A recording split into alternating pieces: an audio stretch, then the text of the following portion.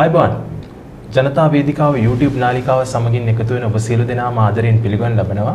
අද දවසේ ජනතා වේදිකාව අපේ YouTube නාලිකාවේ මාතෘකාව තමයි රනිල් වික්‍රමසිංහ මැතිතුමාව අත්අඩංගුවට පත්වීම සහ විපක්ෂයේ එකමුතුභාවය. අදත් සුපුරුදු පරිදි අපිත් සමග කතා බහේ දෙන්නට අපේ ආදරණීය ගුරුතුමන් දෙපළ එකතු වෙනවා. මම මේ අවස්ථාවේදී මුලින්ම චනන්ද සඳරායිත සර් පිළිගන්නවා. අයිබෝන් සර්. අයිබෝන්. ඒ වගේම ඩිරෝ. අයිබෝන්. අයිබෝන් කොසල්. මේ සතියේ කාවද ඔයගොල්ලෝ ගන්න බලාපොරොත්තු වෙන්නේ? ඊළඟට ඇතුළට දාන්නේ කාවද නැද්ද කියන එක ජනතා වේදිකාව YouTube නාලිකාවක් වුණාට අපිට කියන්න බෑ. ඒකට හේතුව අපිට විශ්ව ශක්තියක් නැහැ. අධිකරණයට ඉදිරිපත් කරන බී වාර්තා කලින් කියවීමේ හැකියාව සබඳකම් අපිට නැහැ නිරෝ. විශ්ව ශක්තිය ඒක එච්චර මම හිතන්නේ විශ්ව ශක්තිය නේද කිල්ලට අහුවෙලා මොකක් කරනද රනිල් වික්‍රමසිංහ ජනතුමා සුදාලේට කෝල් කළා දොස්තර මහත්තයාගෙන් අහන්නේ තාත්තේ නෑ ඒක නම් විශ්ව ශක්තිය කිල්ලට අහුවෙලා ඇති. හැබැයි නිරෝ ඔයා ඔය ප්‍රශ්නේ ඉදිරිපත් කරපු නිසාම මම මුලින්ම වගේ මෙහෙම අහන්නම්. රටේ උත්තරීතර නීතිය හැල්ලුවට ලක් කරන අධිකරණ තීන්දුව වලට බලපෑමක් එල්ල කරන මේ ප්‍රකාශ නිකුත් කරන YouTube නාලිකා සම්බන්ධයෙන් උත් රටේ නීතිය ක්‍රියාත්මක වෙන්න ඕනේ නේද? ඇත්තටම කෝසල නීතිය සිරසිය ක්‍රියාත්මක වෙන්න ඕනේ. හැබැයි එතනට එනකොට YouTube නාලිකාව විශ්ව ශක්තිය කියනවා අරක කියන මේක. හරි ලොකු කමින් එක කතා කරන්නේ. හැබැයි ඒගොල්ලන්ගේ ඉතිහාසය දිහා බලනකොට එයා කලින් හිටියේ මහින්ද රාජපක්ෂගේ බද්දලියෙක් විදියට. මහින්ද රාජපක්ෂ කඳවුරේ දේවත්වයෙන් සැලකෙන. දැන් ඒ මහින්ද රාජපක්ෂව එපා කියලා දැන් අනුර කුමාර ජනාධිපතිතුමා ළඟ බද්දලියෙක්. එතෙන්දී තමන්ගේ පැවැත්ම වෙනුවෙන් මේ ගහන ගේමක් තමයි මේ තියෙන්නේ. ඒ නිසා මම කියන්නේ අනිවාර්යයෙන්ම නීති ක්‍රියාත්මක වෙන්න ඕනේ. දැන් සමහර විට දයා කිව්වොත් මේ අහවල් කෙනාව ගන්නවා කියලා මිනිසුන්ගේ ඒක ඇත්තක් වෙන්න පුළුවන්. අපේ අර සමහර මිනිස්සු ඉන්නවානේ අර අන්ධභක්තිය. මිනිහා තෑගි බෝ කරගෙන මිනිහා බලන්න කියලා හඳහන් බලන්න පටන් ගන්න ඉඳන්නේ මිනිහා ළඟ. මට මොකද වෙලා තියෙන්නේ ඊළඟ මොකද වෙන්නේ කියලා. ඔය පහත් ගණේ YouTube නාලිකා අවර ගණේ YouTube නාලිකා ගැන කතා කරන එක අපි පැත්තකට තියලා අපි මාතෘකාවට එමුස. ඔය YouTube නාලිකා වලින් මොනවා කියවුණත් ජනතාව වරමින් ජනාධිපති ධූරයට පත්වෙච්ච තමුත්තේගම ගොවිපුතා අනුර කුමාර දිසානායක ජනාධිපතිතුමා ප්‍රමුඛ මේ ආණ්ඩුව රටේ මෙතෙක්කල් පත්වෙච්ච ආණ්ඩු නොකරපු විදිහට රටේ නීතිය සැමට සමානයි කියන කාරණාව මේ ආණ්ඩුව යටතේ සිද්ධ වෙනවා කියන එක ඔප්පු කරමින් මේ රටේ සිව්වතාවක් අගමැති ධූරයට පත්වෙච්ච ඒ වගේම රට ආර්ථික අගාධයට ලක් වෙලා තියෙන වෙලාවක යම් තාක් දුරට හෝ රට ආර්ථික වශයෙන් නගා සිටුවීමට හැකියාවක් තියපු රනිල් වික්‍රමසිංහ ජනාධිපතිතුමාව ජාත්‍යන්තරයේ කීර්ති නාමයක් දිනාගෙන තියෙන රනිල් වික්‍රමසිංහ මැතිතුමා ඒ වගේම මේ රටේ එක්තරා ප්‍රභූ පැලැන්තියක් නියෝජනය කරන ඉහළ පුරුකක් වෙච්ච රනිල් හාමුදුරුවෝ ඇතුළට දැම්ම නේද? දැන් සැමට නීතිය සමානයිනේ. එහෙමද කෝසල මහත්තයා හිතන්නේ? ඔය ඉතින් රනිල් වික්‍රමසිංහ ඊළඟට මේකට උත්තරයක් දෙන්නකෝ. වසන්ත සමරසිංහ, මහින්ද ජයසිංහ යන අමාත්‍යවරුන්ට විරුද්ධව ගල්කිස්ස අධිකරණයේ ඉඩම් වංචා නඩුවක් මේ විදි විභාග වෙනවා. සර් කියන්නේ හොරොප්පු නඩුව ගැනනේ. හොරොප්පු නඩුව. එහෙනම් ඔකට රංජන් ජයලාල් සම්බන්ධයි. එතකොට ඒ නඩුවේ මූලික විමර්ශන අවසන් වීමට ප්‍රථම පොලිසිය විසින් ඒ නඩු ගොනුව ඉදිරිපත් කරනවා නීතිපති උපදෙස් ලබා ගන්න. එතෙන්දී මහේස්ත්‍රාත්තුමිය ගල්කිස්ස මහේස්ත්‍රාත්තුමිය විමසනවා පොලිසියෙන් ඇයි මේ නඩුවේ මූලික විමර්ශන අවසන් වීමට ප්‍රථම නීතිපති උපදෙස් ලබා ගැනීම සඳහා මේ නඩුව යොමු කළේ කියලා. එතෙන්දී එහෙම ඒ අමාත්‍යවරුන්ට වර්තමාන ආණ්ඩුවේ අමාත්‍යවරුන්ට එහෙම නීතිය ක්‍රියාත්මක වෙනවා නම් හිටපු ජනාධිපති රනිල් වික්‍රමසිංහ මහත්තයා අත්අඩංගුවට අරගෙන පොදු දේපල පනත යටතේ අධිකරණයට ඉදිරිපත් කිරීමට ප්‍රථම අපරාධ පරීක්ෂණ දෙපාර්තමේන්තුවට තිබුණා ඒ පිළිබඳ නීතිපති උපදෙස් ලබා ගැනීමක් කරන්න. සභාවේ සාතරවගෙන් බාධාවක් කළාට ඒ මහේස්ත්‍රාත්තුමිය මාරු කළා කියලා කතාවක් තියෙනවා. ඒ කාරණාවෙන් පස්සේ. ඔව්. එහෙම ආරංචියක් තියෙනවා. එතකොට ඒ අන්නේ උතන දැන් නීතිය සමානද? එතකොට ඇයි ඒ වගේම එතෙන්දී මේ නීති උපදෙස් ලබා ගැනීමකින් තොරව නීතිපති උපදෙස් ලබා ගැනීමකින් තොරව අපරාධ පරීක්ෂණ දෙපාර්තමේන්තුව රනිල් වික්‍රමසිංහ මහත්තයාව හිටපු ජනාධිපතිතුමාව පොදු දේපල පනත යටතේ වැරදි කරුවෙක් කරලා චූදිතෙක් කරලා අධිකරණයට ඉදිරිපත් කරනවා. එතෙන්දි තව දෙයක් තියෙනවා එතෙන්දී ඇත්තටම මේ විහිදපු ජනාධිපතිතුමා මේ කියන මේ පොදු දේපල අවභාවිතා කළාද නැද්ද කියන එක විගණකාධිපතිතුමාගේ මතයක්වත් මෙතෙන්දී විමසීමක් කළා නැහැ. මොකද ආණ්ඩුවේ ස්වාධීන ආයතනයක් වන විගණකාධිපති දෙපාර්තමේන්තුවේ විගණකාධිපතිතුමාගේ මතය විමසීමක් මෙතෙන්දී කරන්න තිබුණා. එතෙන්දී විගණකාධිපතිතුමා ඒ අදාළ කාලයේ ජනාධිපතිතුමා රනිල් වික්‍රමසිංහ මහත්තයා ජනාධිපති වෙලා ඉන්නේ නැද්දි ඒ කරපු වැසීස පිළිබඳ ප්‍රශ්නයක් මෙතෙන්දී මතු කළා නැහැ. එතෙන්දී වර්තමාන ජනාධිපති ලේකම්තුමා අභ්‍යන්තර විගණනධාරී පත් කරලා අභ්‍යන්තර විගණනයක් සිදු කරලා ඒ වාර්තාව අරගෙන තමයි සානි අබේසේකර මහත්තයා ලවා මේ චෝදනාව ගොනු කළා අධිකරණයට ඉදිරිපත් කරා. එතකොට මෙතන නීතිය සැමට සමානද කියන ප්‍රශ්නේ පැන නගිනවා. ඔය දැන් ඒ කියන්නේ සර් කියන්නේ සර්ගේ අදහස් වලින් අපිට ගම්බ වෙන්නේ මේ නීතිය සැමට සමානයි කියන කාරණාවක් නෙමෙයි. මේ යන්නේ ව්‍යවස්ථාපිත ඒකාධිපතිත්වයකට. මේ ආණ්ඩුව ගමන් කරන්නේ විපක්ෂය මර්ධනය කරලා ව්‍යවස්ථාපිත ඒකාධිපතිත්වයකට. අනිවාර්යයෙන්ම මෙතන ඇත්තටම රනිල් වික්‍රමසිංහ මහත්මයාට මේ පොදු දේපල පනතින් නඩු පවරන්න නැතුව මේක අදාළ කරගන්න තිබුණා. මේ ඒ කරපු යම් අකටයුත්තක් සිදු වෙලා තියෙනවා නම් මුදල් අවභාවිතයක් වෙලා තියෙනවා නම් ඒකට දූෂණ මර්ධන පනත අදාළ කරගන්න තිබුණා. එයි 111 ගන්ති යටතේ මේකට නඩු පවත්වාගෙන යාමේ කියාවක් තියෙනවා. නමුත් මෙතෙන්දී උපක්‍රමශීලීව ද්වේෂ සහගත ලෙස රනිල් වික්‍රමසිංහ මහත්තයාව රිමාන්ඩ් බන්ධනාගාරගත කිරීමේ අවශ්‍යතාවයක් දැඩිව තිබුණා මේ අවස්ථාවේ ආණ්ඩුවට.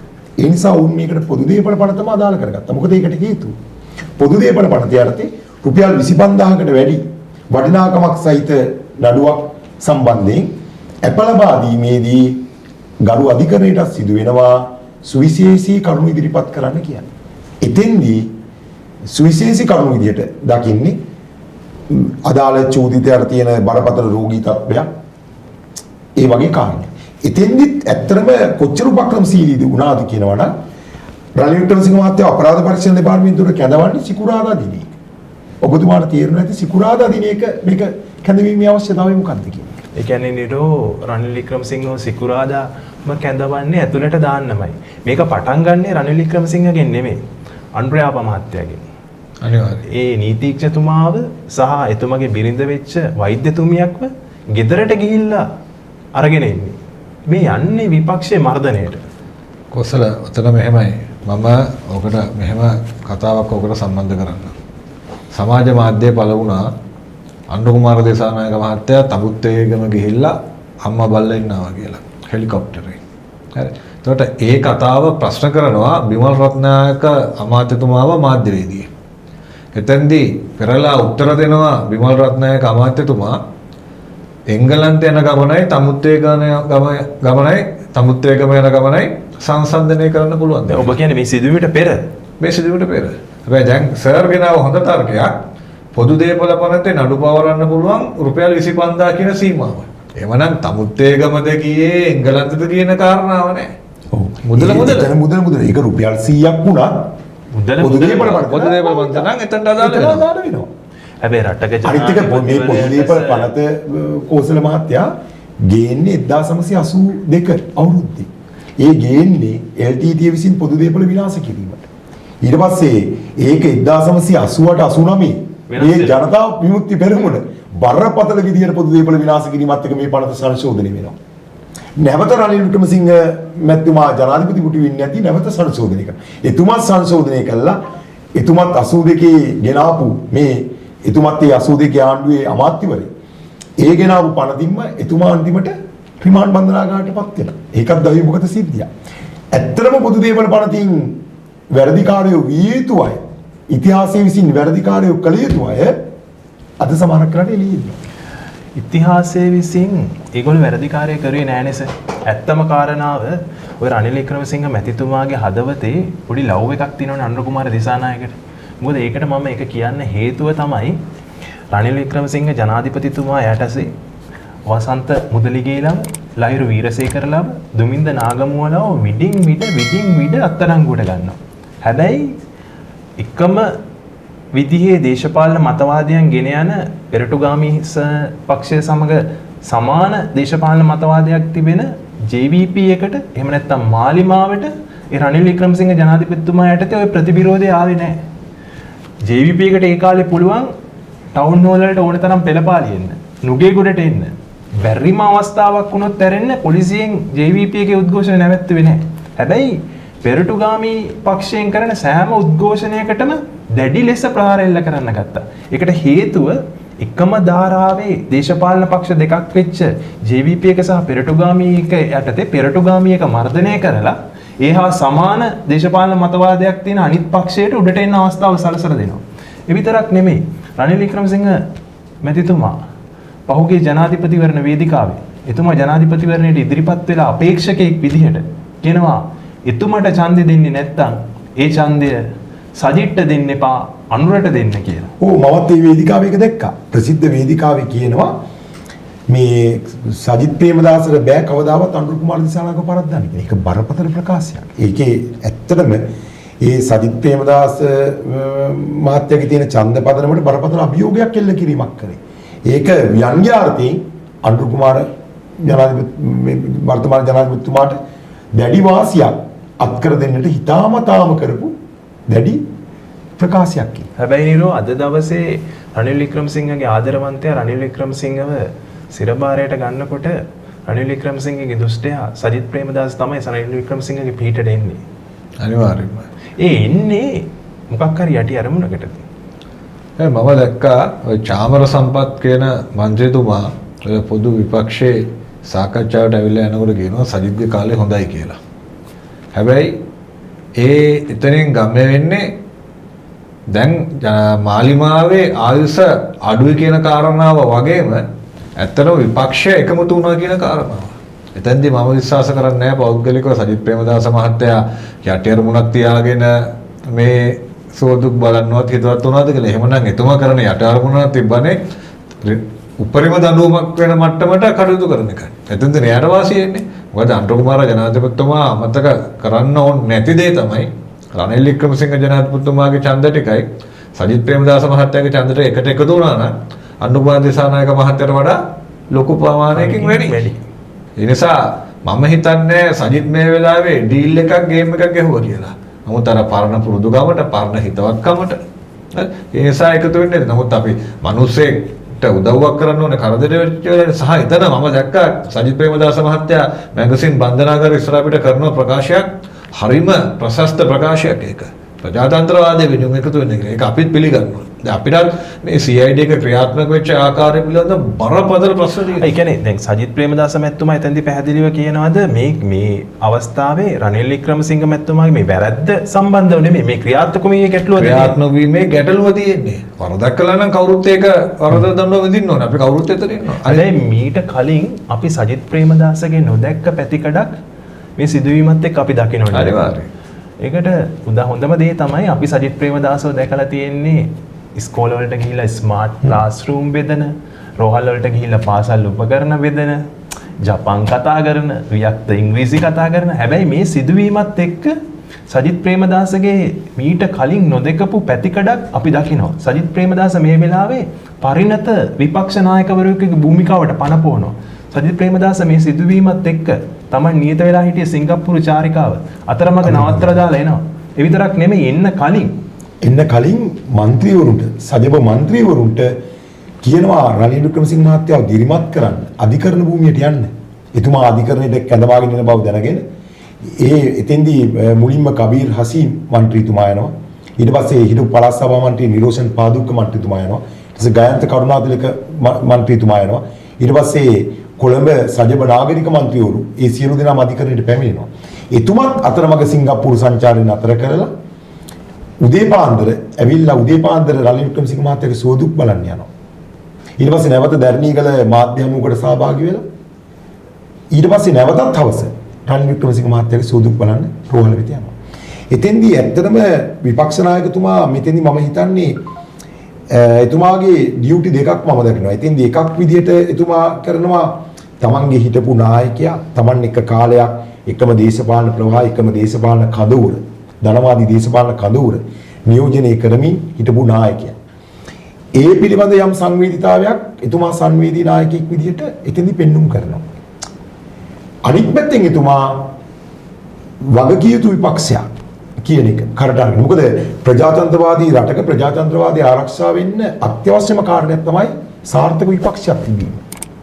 ආණ්ඩුව ට්‍රැක් එක ආණ්ඩුව පැනලා යනවා නම් ආණ්ඩුව නිවැරදි මාවතට ගන්න විපක්ෂයට තමයි ප්‍රධාන කාර්යභාරයක් පැවරෙන්නේ. ඉතින් ඇත්තටම දැන් ආණ්ඩු බලයක් තියෙනකොට සමහරවිට ඒ බලයෙන් ආණ්ඩුවේ ප්‍රධානී ආණ්ඩුවේ වගකීම් දූෂණය වෙලා ඉන්නකොට ඇත්තටම ජනතාව පැත්තෙන් ඉඳගන්න විපක්ෂය.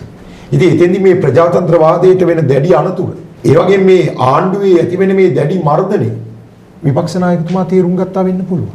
ඒ තේරුම් අරගෙන එතුමා වාවායකට ක්‍රියාමාර්ගයන් ගන්නවා. එතෙන්දී අර විපක්ෂයේ සියලු පක්ෂ ඒක රාශී කරගනිමින් සර්වපාක්ෂික රැස්වීමක් ඇඳවනවා. රැස්වීම කැඳවනවා විතරක් නෙමෙයි සර්, ඒ රැස්වීමට සියලුම විපක්ෂයේ නායකයින් සහ බහුතරයක් විපක්ෂ මන්ත්‍රීවරු පැමිණෙනවා.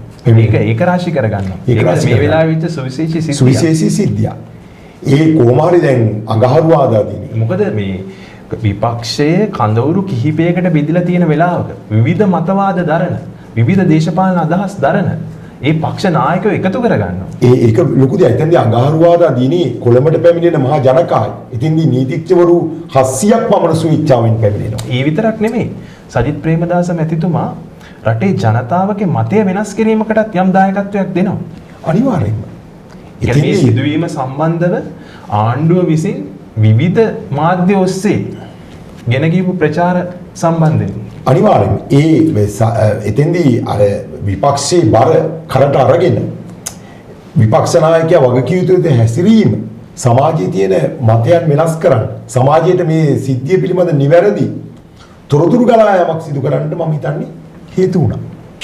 එතෙන්දී එතුමාට තවදුරටත් මෙහෙමත් හිතනවා වෙන්න පුළුවන්, තවදුරටත් ධනවාදී කඳවුර ආරක්ෂා කර ගැනීම වගකීම, නැත්තම් දක්ෂිණාංශික දේශපාලන ප්‍රවාහය ආරක්ෂා කර ගැනීම වගකීම තමන්ගේ කරමතර ගන්න ඕනේ කියන එක.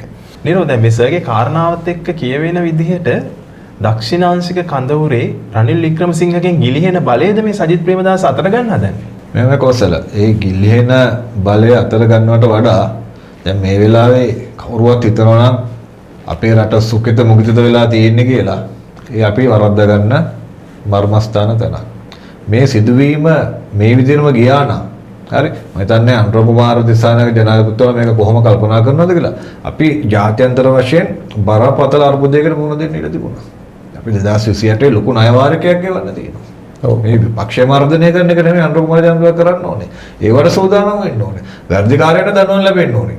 මේ රනිල් වික්‍රමසිංහ සුදු චරිතයක්, එයා මේ වැඩ, එයා හොඳයි. එහෙම මේ සුදුණු ගාන එකක් නෙමෙයි.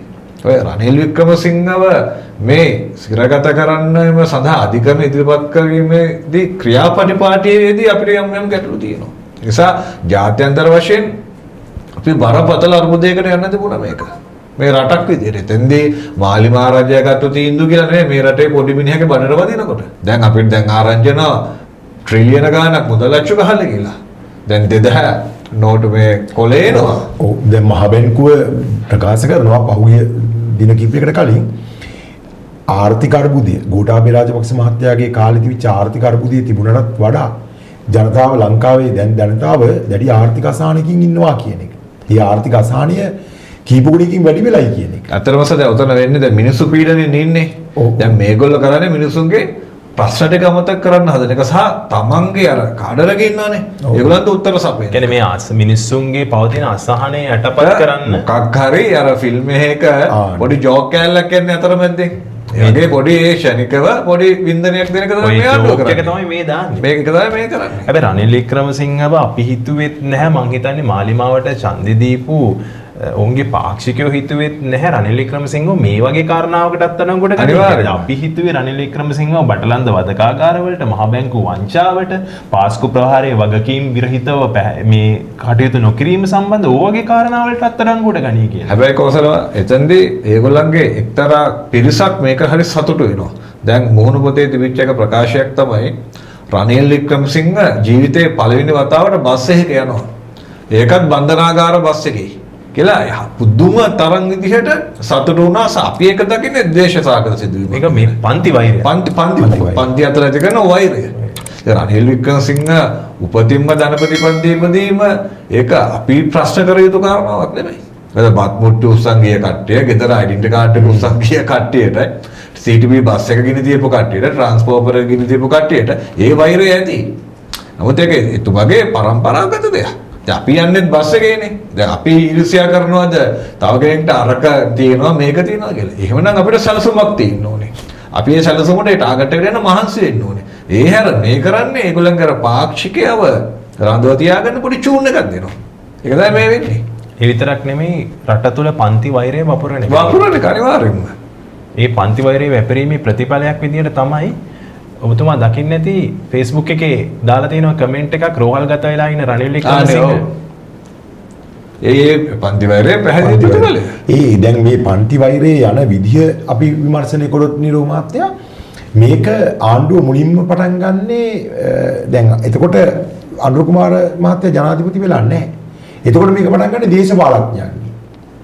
ඒක දේශපාලඥයන්ගෙන් පටන් අරගෙන ඊට පස්සේ අද ඒක ටිකක් විකාශනය කළ වෘත්තීය වේදීන්ගේ රජයේ නිලධාරීන්ගේ ඒ මට්ටම දක්වා මේ පන්ති වෛරය ව්‍යාප්ත වෙමින් යනවා.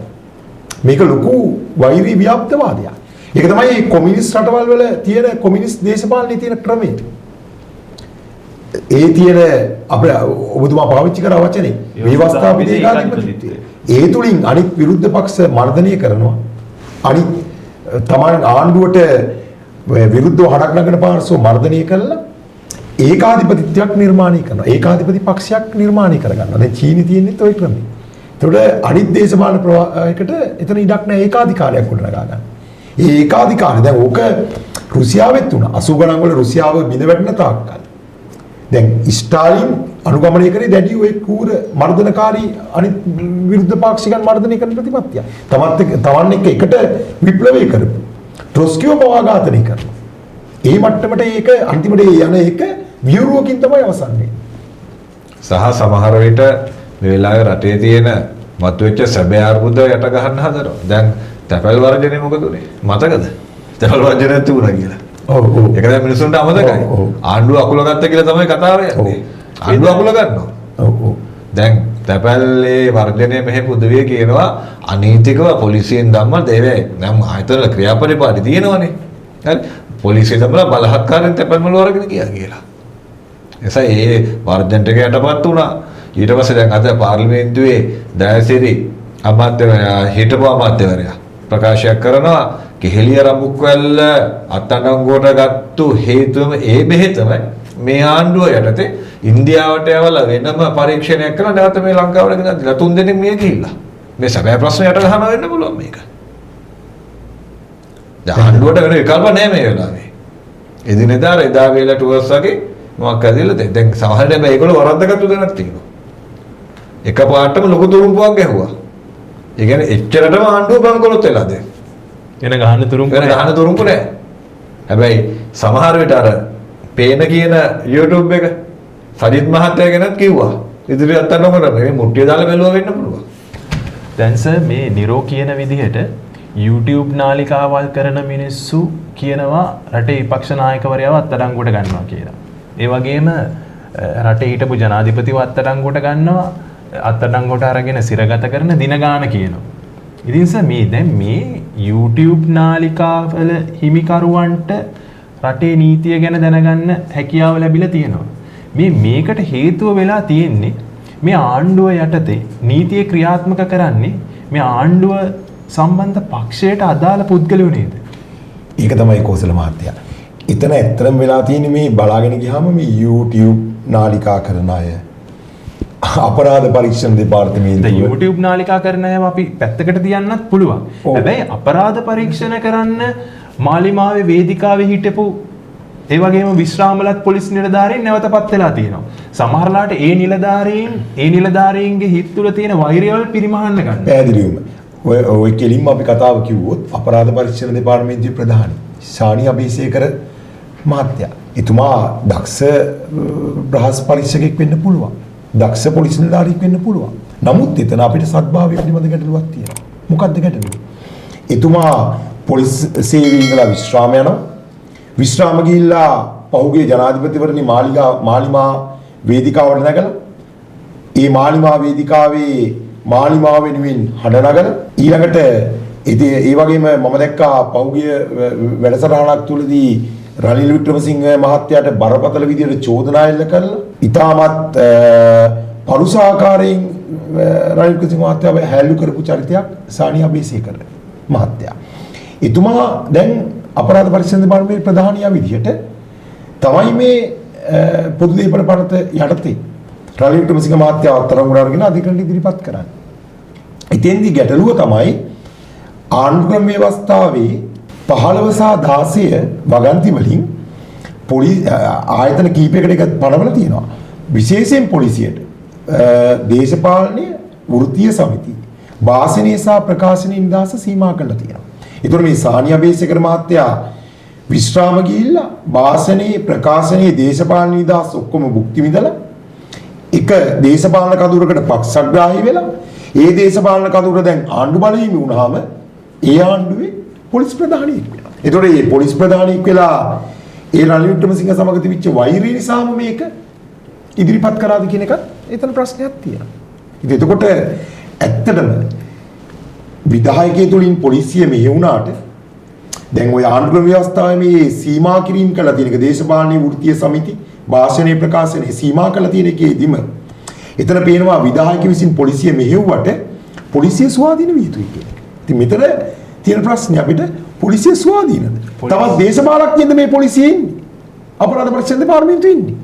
අන්නේ ප්‍රශ්නේ අපිට පැනනගිනවා. සහ එතුමාගේ තව කාරණා තියෙනවානේ. එතුමාට හිටපු නියෝජ්‍ය අමාත්‍යවරයෙක්ගේ ගෙදර බලන් හොදන්න සූදානම් වෙලා හිටියනේ. ඒතකොට ඔය හැකියාව ඒ දේවල් පිළිබඳව ප්‍රශ්න තියෙනවා.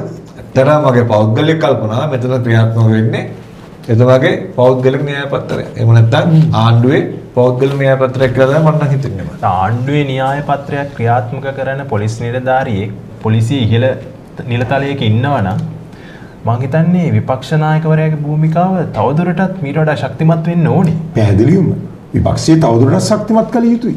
ඒක මොකද හිතන්නේ? අනිවාර්යෙන් මේක වෙන්න ඕනේ. මොකද අපි ලොකු අර්බුදයක ඉන්නේ.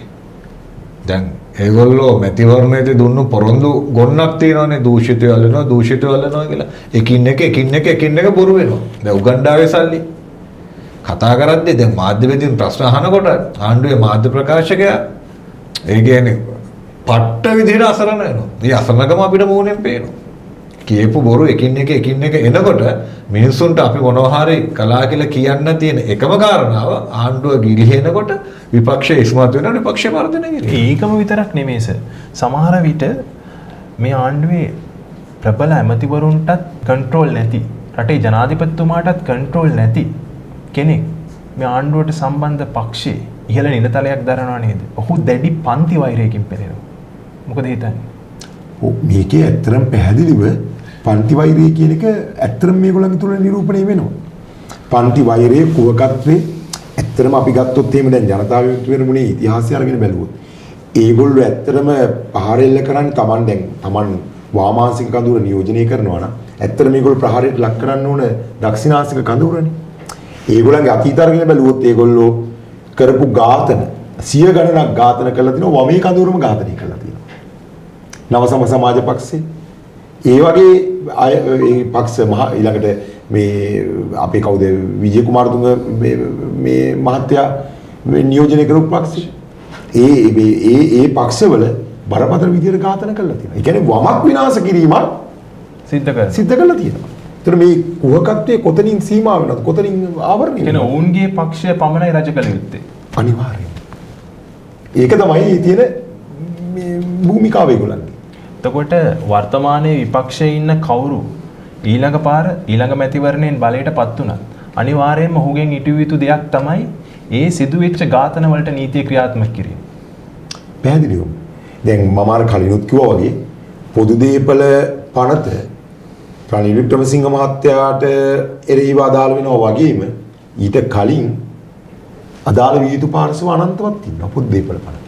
මේ ප්‍රශ්නය निराකරණය නොවන තැන මේක ප්‍රශ්න හැබැයි මම දකින විදිහට තව දෙයක් තමයි ওই පොදු දේපල පනතින් රනිල් වික්‍රමසිංහ මහත්තයාට විරුද්ධව මේ චෝදනා ගොනු කිරීම ආණ්ඩුව විසින් විනාශා ගැනීමකුත් වෙනවා.